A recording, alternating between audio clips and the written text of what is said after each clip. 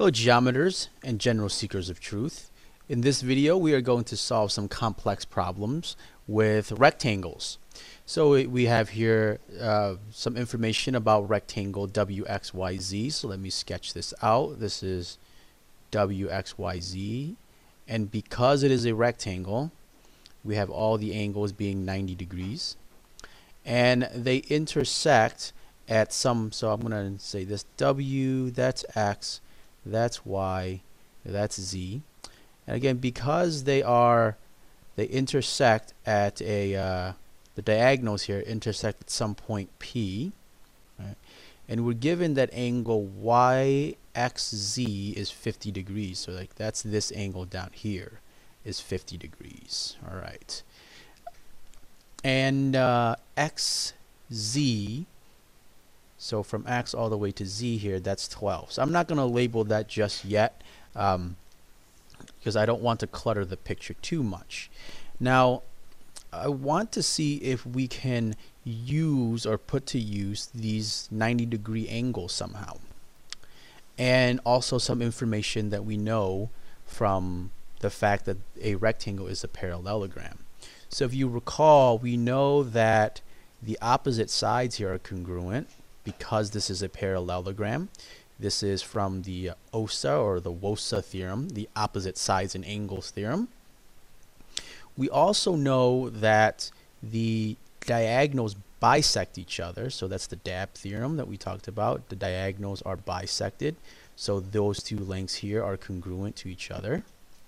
And we're going to use an extra bit of information here in order to show that not only are the diagonals bisected, the diagonals are in fact equal to each other. If you look at this picture, it's very tempting, at least for me, it's very tempting to say that this length here, WP and PX, are congruent to each other. But us being geometers and seekers of truth, we can't just stop there. We got to prove it. And this is, and if you like doing proofs, let's face it, who doesn't? This will be right up your alley. So I will show that the two diagonals of this picture are in fact congruent to each other. And it's not too difficult to do. Actually, I don't need to draw this picture here on the side. I'm going to rely on some highlighting and shading here in order to get my job done. Okay. So the first thing that I'm going to highlight is this triangle up here, triangle WXZ. Okay. Pardon the poor coloring. Okay. So if you look at that triangle, it has WX, it has a 90-degree angle, and it has WZ. Then I'm going to highlight a slightly different triangle here. Let's see. I highlight a blue one. So this triangle down here, if you notice, it has ZY. It has a 90-degree angle, and it has XY. Right. So we can write this out relatively quickly. WX is congruent to YZ, okay, and this is from the WOSA or the OSA theorem, opposite sides and angles of a parallelogram. Then we also know that WZ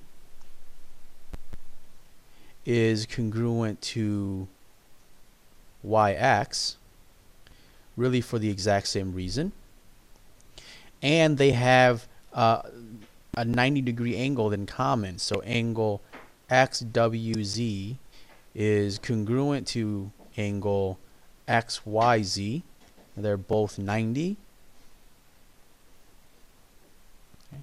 So therefore, the two triangles in question, XWZ, is congruent to triangle ZYX by side, angle, side.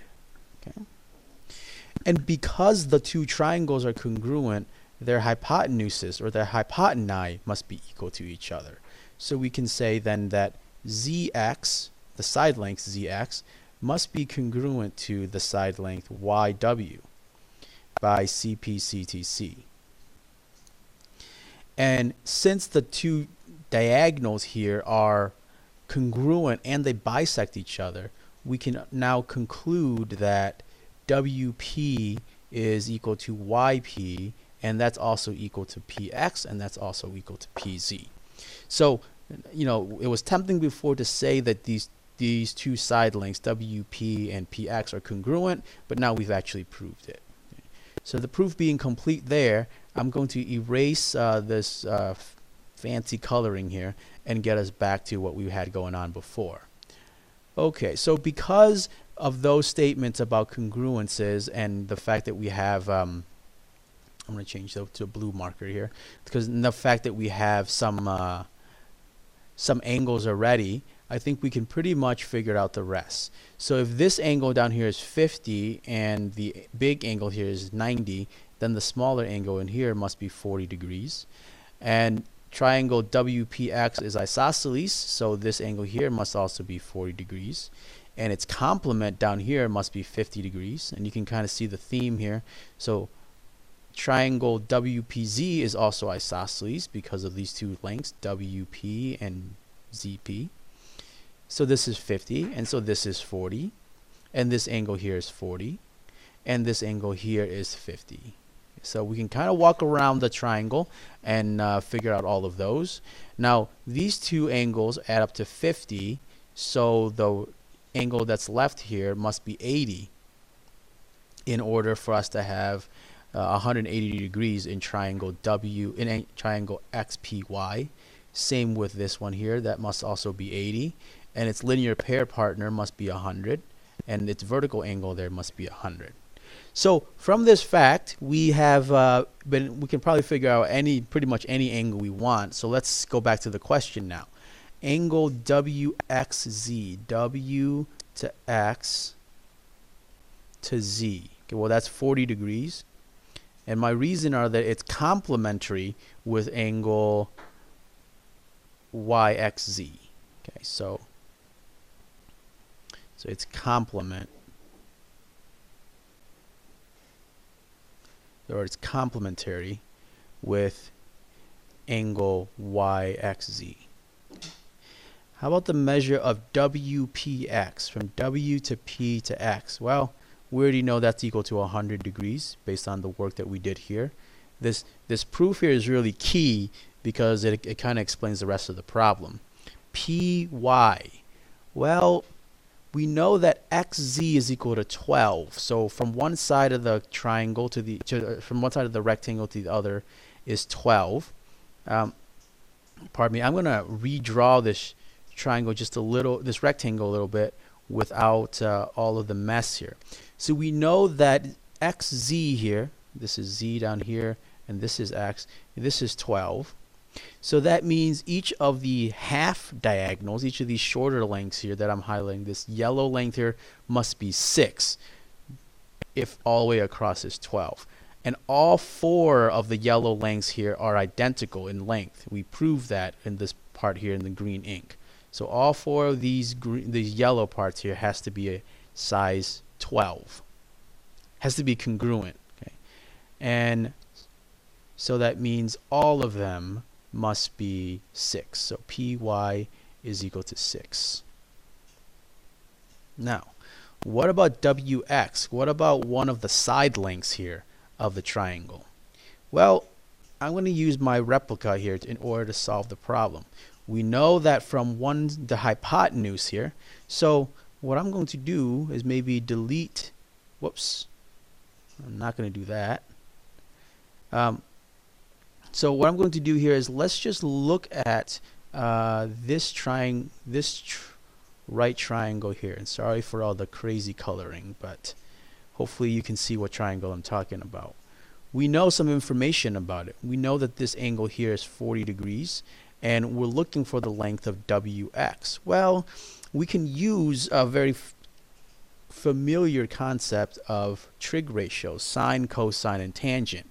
In this case, we happen to know we're looking for this WX here. Let's call this a variable. Let's call it K. Okay, so K here is the adjacent length of 40 degrees. 12 is the hypotenuse. So we're going to use the cosine ratios. So cosine of 40 degrees is equal to k over 12. That means 12 times the cosine of 40 is going to equal k. Okay, let's put that into our calculator. And that gives me an answer of approximately 9.19. 2. Let's go to the nearest thousand. Okay, so there you have it. I could ask for a lot more information here. I could ask for the perimeter of the rectangle and all that other good stuff, but this is a good example of how we can apply our logic in order to come up with the proof. And this is actually another theorem, and use the result of that to solve the problem that we're given. As always, ask for help if you need it. Thank you for watching, and have a wonderful day.